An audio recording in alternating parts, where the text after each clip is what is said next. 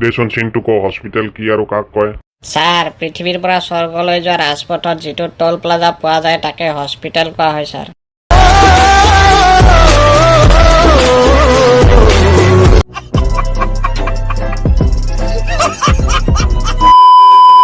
জান, তোমাক মই বহুত ভাল পাওঁ। হ'ব, তেল মাৰিব নালাগে।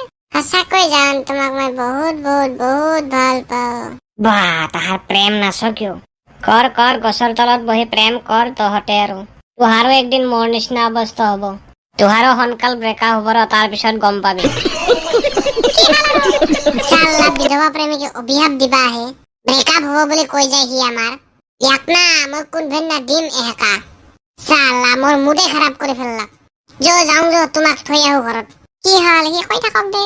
সি ক'লে আমাৰ ব্ৰেকআপ হ'ব না? যদি তুমি সঁচাকে ভাল পাই কিয় ব্ৰেকআপ হ'ব আমাৰ? তুই সঁচাকে ভাল পাই ৰ, কিন্তু ই মোৰ চব মুড নষ্ট কৰি ফেললাক। ঘৰত থৈ আহো তোমাক।